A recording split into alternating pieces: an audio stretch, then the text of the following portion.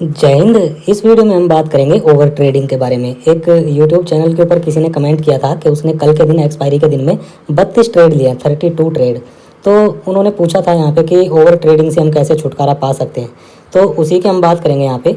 Over trading होती क्या है, क्यों हो जाती है हमसे, कौन करता है, उस टाइम हमारी माइंड सिचुएशन क्या चल रही होती है, प्लस इससे कैसे हम बच सकते हैं। तो ये सारी चीज़ हम यहाँ पे सीखने की कोशिश करेंगे।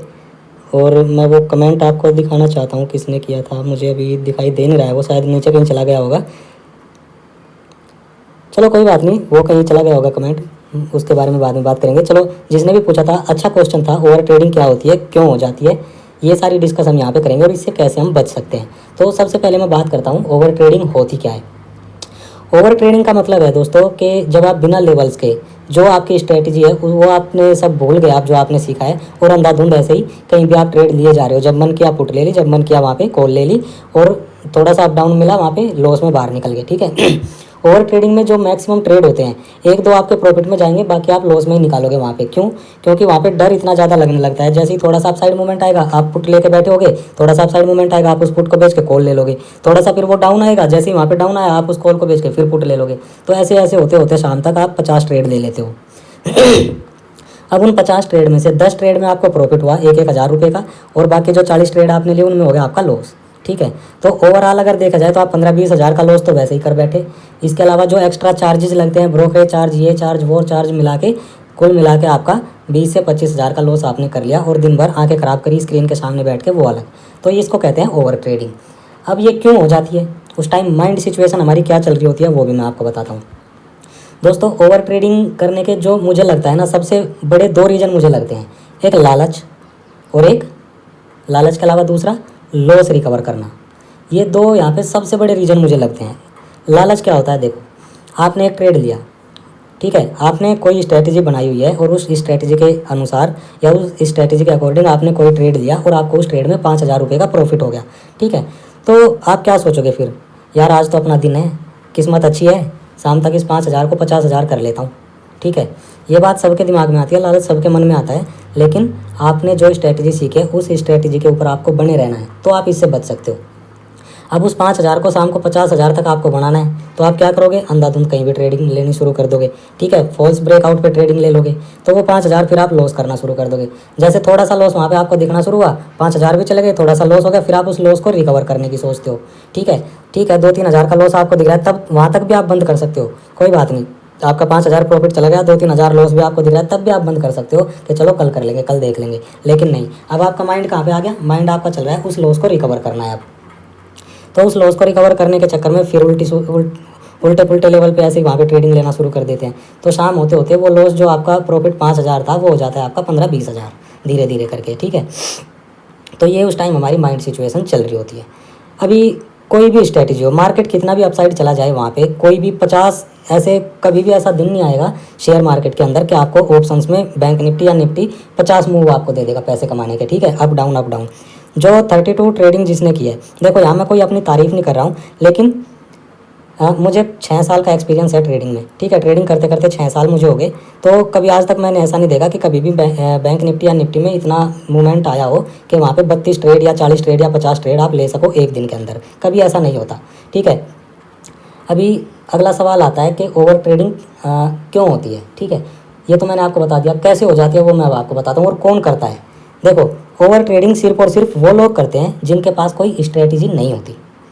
सीधी सी बात है, जिसके पास स्ट्रैटेजी है वो नहीं करेगा ओवर ट्रेडिंग। क्यों? क्योंकि जो अपनी स्ट्रैटेजी के ऊपर कायम है ना, वो कभी ओवर ट्रेडिंग नहीं करेगा। वो सिर्फ और सिर्फ वेट करेगा कि कब मेरे लेवल्स आएंगे और कब मैं एंट्री लूँगा। ठीक है। यहाँ पे जो लोग क्वेश्चन पूछते हैं परफेक्ट एंट्री और एग्जिट वाली, वो क्वेश्चन भी यहाँ पे आ जाता है। ठीक है। उसका भी आंसर यहीं पे मिल जाएगा आपको। अब कल के मार्केट की बात करते हैं। ठीक है। कल एक्सपायरी का दिन था, चलो यहीं पे मैं कल की मार्केट के हिसाब से आपको थोड़ा सा समझा देता हूँ। ठीक है। मैंने कल कोई ट्रेड नहीं लिया, ये मैंने आपको कल की वीडियो में भी बता दिया था क्यों मैंने ट्रेड नहीं लिया, क्योंकि मेरे लेवल्स नहीं आए। अब मैं आपको लेके चलता हूँ, ये बैंक निफ्टी का चार्ट है। मैंने टेलीग्राम चैनल पे भी आपको बताया था, परसों के वीडियो में मैं भी आपको बताया था कि मेरे टारगेट क्या है। मेरे टारगेट सिर्फ और सिर्फ ये वाले सेलर्स थे। ठीक है। ये वाले सेलर्स को खाने के लिए मार्केट अगर 38,000 को क्रॉस करेगी तो मैं यहाँ पे ट्रेड दूंगा, अदरवाइज मैं बैठा रहूँगा, क्योंकि मेरे अकॉर्डिंग यहाँ नीचे कहीं स्टॉप लॉस अवेलेबल है नहीं। ठीक है। मार्केट को नीचे नहीं जाना चाहिए, तो मेरी सिंपल सी स्ट्रैटेजी है। ठीक है। तो मार्केट अगर 38,000 को क्रॉस करके ऊपर जाएगी तो मैं लूँगा, ये मेरी स्ट्रैटेजी है, तो मैं ट्रेड दूंगा, अदरवाइज मैं नहीं लूँगा। आपने देखा मार्केट 38,000 के ऊपर नहीं गई कल, मैं पूरा दिन बैठा रहा, पूरा दिन बैठा रहा। टेलीग्राम चैनल के ऊपर आप लोग पूछ भी रहे थे, ठीक है, आप लोग वो सारी चीज़ें वहाँ पे पूछ भी रहे थे क्यों मैं ट्रेड नहीं ले रहा हूँ। मैंने आपको क्या बोला, मेरे लेवल्स नहीं आए इसलिए मैं नहीं लूँगा। मार्केट 38,000 को क्रॉस करेगी तो सिर्फ और सिर्फ ये सेलर्स को खाने के लिए, ये सेलर्स के जो स्टॉप लॉस है इनको खाने के लिए मार्केट जाएगी, तभी मैं ट्रेड दूंगा, अदरवाइज मार्केट के पास नीचे आने का कोई भी रीज़न नहीं था कल। ठीक है, सिंपल सी बात है। तो ओवर ट्रेडिंग कौन लोग करते हैं, जिनके पास कोई स्ट्रैटेजी नहीं होती।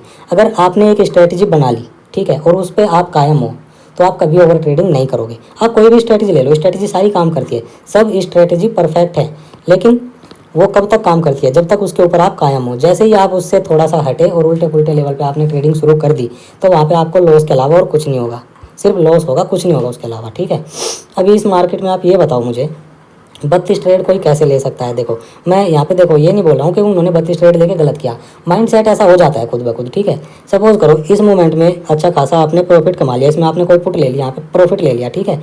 अभी आपको क्या पता मार्केट कहाँ तक जाएगी, ठीक है। फिर आप क्या सोचोगे, चलो अब मैं कॉल ले लेता हूँ, यहाँ पे मेरे 5,000 रुपये बन गए, अब मार्केट नीचे आ गया, अब ऊपर जाएगी मार्केट उनके स्टॉप लॉस खाने के लिए जो ऊपर बैठे हैं। अब मैं यहाँ पे कॉल ले लेता हूँ, थोड़ा सा उस कॉल में आपको प्रॉफिट भी दिखा, अगले ही पल मार्केट ने एक डिप दे दिया, तो उस कॉल में क्या हुआ, जो आपने इस पहले वाली कॉल में यहाँ पे प्रॉफिट कमाया था पुट में 5,000, वो भी चला गया, प्लस थोड़ा सा यहाँ पे आपको लॉस दिख रहा है।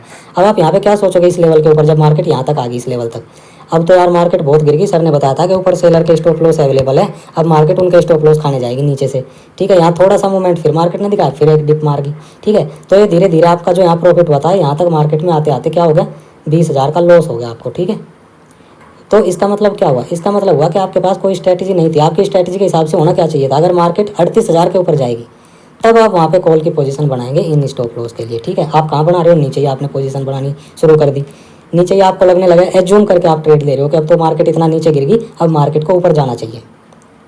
ठीक है, तो ये होती है ओवर ट्रेडिंग, क्यों हो जाती है, कैसे हो जाती है, कौन करते हैं। ठीक है, उस टाइम माइंडसेट हमारा क्या चल रहा होता है। अब आते हैं मेन पॉइंट पे, इससे बचने का तरीका क्या है, कैसे हम इससे बचें। ठीक है दोस्तों, ओवर ट्रेडिंग से सिर्फ और सिर्फ बचने के 2 ही तरीके हैं, सिर्फ और सिर्फ 2 ही तरीके हैं आपके पास, बाकी और कोई कुछ भी बता ले, कुछ भी कर ले, नहीं बच सकते। ठीक है, लालच आपको छोड़ना पड़ेगा। एक बार आपने प्रॉफिट कमा लिया, ठीक है, अगर मार्केट ने, आपने जो स्ट्रैटेजी बनाई है उसके अकॉर्डिंग मार्केट चली और आपने प्रॉफिट कमा लिया, तो आपको करना क्या होगा,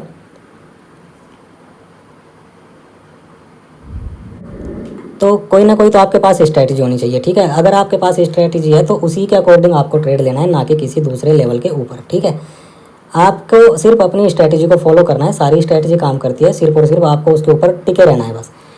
ठीक है, आपकी स्ट्रैटेजी सुबह सुबह चली, आपने प्रॉफिट कमा लिया, उसके बाद आप बंद कर दो।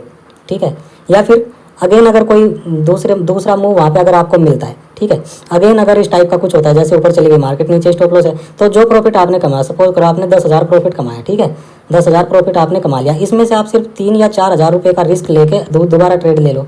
अगर ये 3-4 हज़ार रुपये आपके चले गए तो 6,000 रुपये आप घर लेके जाओ, उसके बाद ट्रेडिंग कर दो बंद। ठीक है, दूसरा पॉइंट, आपको चलो प्रॉफिट नहीं हुआ, लॉस हो गया, आपका एक बार स्टॉप लॉस हिट हो गया, ठीक है, उसमें आपका 2,000 रुपये लॉस हो गया। दूसरी बार आपका स्टॉप लॉस हिट हो गया, ठीक है, उसमें भी आपका 2,000 रुपये लॉस हो गया।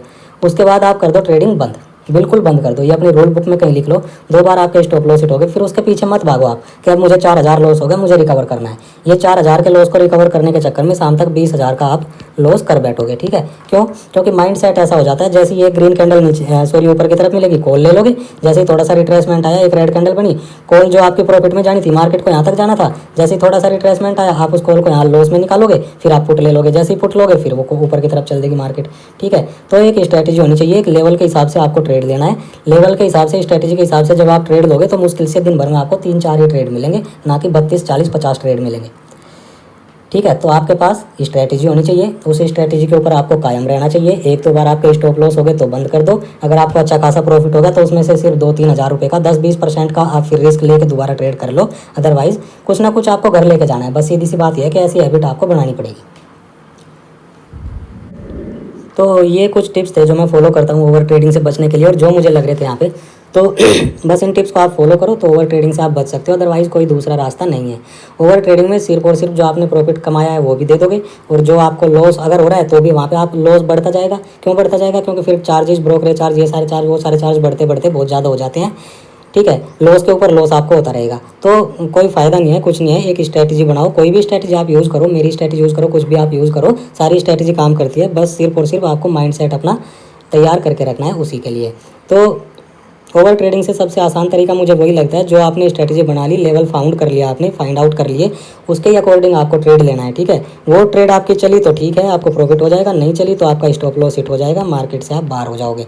बस यही दो काम होंगे, उसके अलावा तीसरा काम कुछ नहीं है कि आप एक कैंडल ऊपर बनी तो कॉल ले ली, अगेन दूसरी कैंडल नीचे बनी, वो कॉल में आप लॉस बुक करके पुट ले ली, फिर मार्केट भी ऊपर की तरफ जानी है, मार्केट फिर ऊपर की तरफ जानी शुरू हुई, वो पुट में भी लॉस ले लिया, फिर आपने कॉल ले ली। तो ये सब चीज़ें नहीं होनी चाहिए यहाँ पे। ये सब चीज़ें करोगे तो वहाँ पे लॉस के अलावा और कुछ नहीं होगा।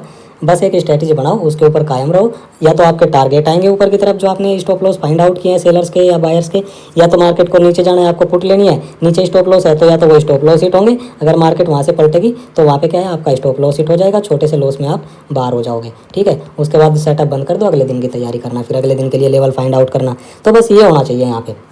ठीक है, लेवल आए तो मैं ट्रेड दूंगा, नहीं आए तो मैं ट्रेड नहीं लूंगा, मैं बैठा रहूंगा पूरा दिन चुपचाप। मैं रात को भी बैठा रहूंगा, अगले दिन भी मैं बैठा रहूंगा, 2 दिन बैठा रहूंगा, 3 दिन भी मैं बैठा रहूंगा, जब तक मेरे लेवल नहीं आएंगे। जब तक जो मैंने फाइंड आउट किया है लेवल्स के हिसाब से, अगर जब तक मार्केट उसको क्रॉस करके वो स्टॉप लॉस खाने के लिए नहीं जाएगी, मैं बैठा रहूंगा। ठीक है, तो चलिए दोस्तों, जो मैं समझाना चाहता था, उम्मीद है मैंने समझाने की कोशिश की है, आप लोगों को अच्छा लगा होगा। अगर आप ओवर ट्रेडिंग से बचना चाहते हो तो इन चीज़ों को प्रैक्टिकली शुरू करना अपनी ट्रेडिंग लाइफ में। स्ट्रैटेजी जो आपने बनाई है उसके ऊपर टिके रहना, बाकी और कोई यहाँ पे कोई रामबाण इलाज नहीं है ओवर ट्रेडिंग से बचने का। थैंक यू दोस्तों, जय हिंद।